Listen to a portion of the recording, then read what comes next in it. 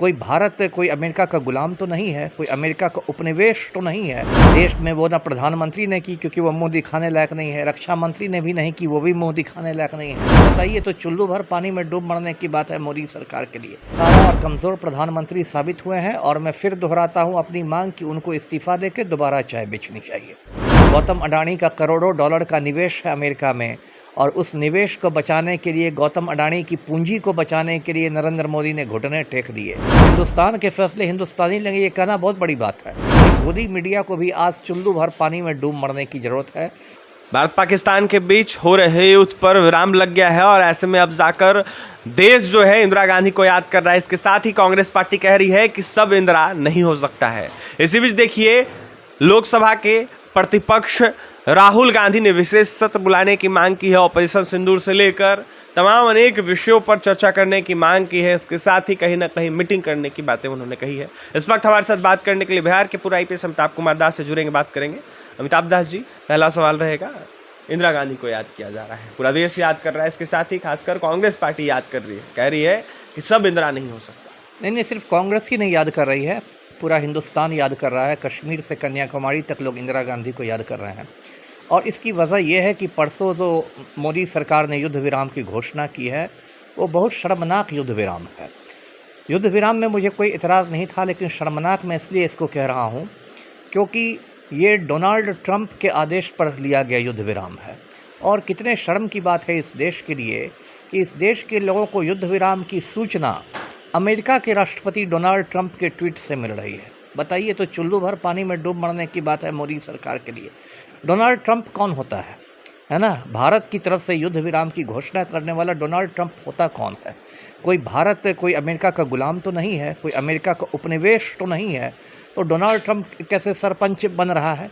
सारे हिंदुस्तानियों के मतलब दिलो दिमाग में यही सवाल घूम रहा है। और उसके बाद जो युद्ध विराम की घोषणा हुई देश में, वो ना प्रधानमंत्री ने की क्योंकि वो मुँह दिखाने लायक नहीं है, रक्षा मंत्री ने भी नहीं की, वो भी मुँह दिखाने लायक नहीं है। तो एक जो विदेश सचिव बेचारे हैं, विक्रम मिस्री हैं, उनको सूली पर चढ़ा दिया गया कि आप ही जाके आगे बढ़ के कीजिए। तो ये जो कुछ हुआ है ये बहुत गलत है। और एक बार फिर नरेंद्र मोदी ने दिखा दिया कि वो नरेंद्र मोदी नहीं, सरेंडर मोदी हैं। और नरेंद्र मोदी देश के सबसे नकारा और कमज़ोर प्रधानमंत्री साबित हुए हैं। और मैं फिर दोहराता हूँ अपनी मांग कि उनको इस्तीफा देकर दोबारा चाय बेचनी चाहिए। अब ये जो इंदिरा गांधी की याद की जा रही है, उसकी क्या वजह है? तो वजह यह है कि 1971 में जब भारत पाक युद्ध हुआ था बांग्लादेश को लेके, तो उस समय अमेरिका के राष्ट्रपति रिचर्ड निक्सन हुआ करते थे और बहुत उन्हें हिंदुस्तान से नफ़रत थी। तो रिचर्ड निक्सन ने बहुत ज़्यादा इंदिरा गांधी को डराने धमकाने की कोशिश की थी, भारत को डराने की कोशिश की थी। और किस तरह कोशिश हुई थी मैं समझाता हूँ दर्शकों को कि बंगाल की खाड़ी में अमेरिकी नौसेना का 7वां बेड़ा भेज दिया गया था, 7th फ्लीट। एक बेड़ा जो होता है उसमें कई युद्धपोत होते हैं, कई जंगी जहाज़ होते हैं। तो अमेरिका का 7वां बेड़ा बंगाल की खाड़ी में आ गया था भारत को धमकाने के लिए। उसमें कई युद्धपोत थे, जंगी जहाज़ थे और एक दो जहाज़ के पास तो परमाणु हथियार भी थे।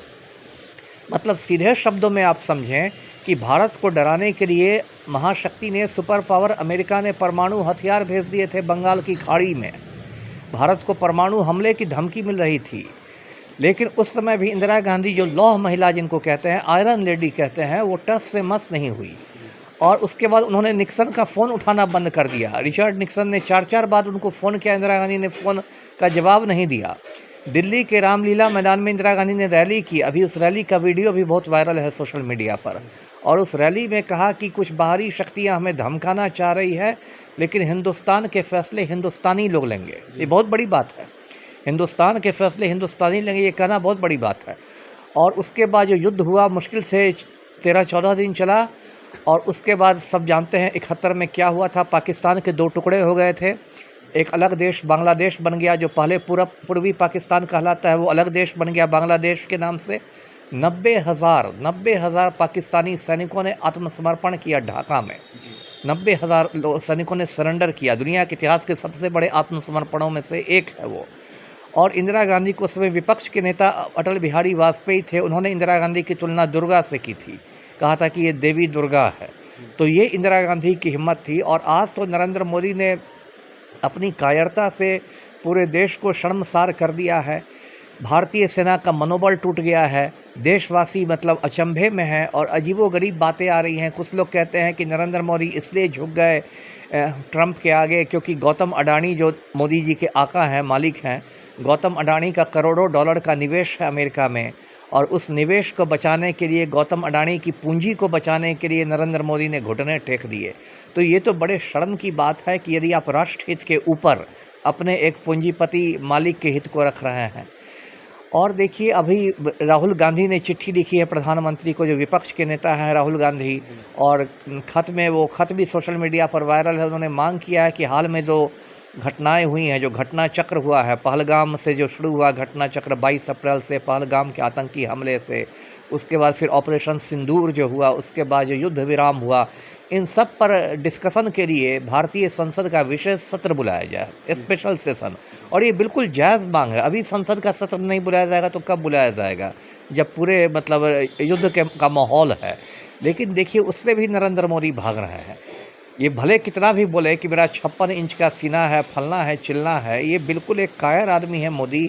इसलिए भाग रहे हैं क्योंकि उनको डर है कि जब संसद में बहस होगी, लोकसभा और राज्यसभा में, तो कहीं ना कहीं जो विपक्ष है वो मोदी को घेरेगा। यहाँ तक कि पहलगाम आतंकी हमले में जो चूक हुई उसको लेके घेरा जाएगा मोदी को, है ना। मोदी ने पहले कई बार कहा है कि हमने आतंकवाद की कमर तोड़ दी है।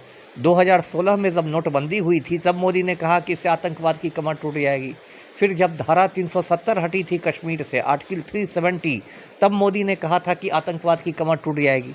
उसके बाद देखिए 2019 में आपको ये हुआ, पुलवामा कांड हुआ था, सीआरपीएफ के 40 जवान शहीद हुए थे, आज तक उसकी रिपोर्ट नहीं आई है। अब देखिए पहलगाम में 28 लोगों को मौत के घाट उतार दिया गया।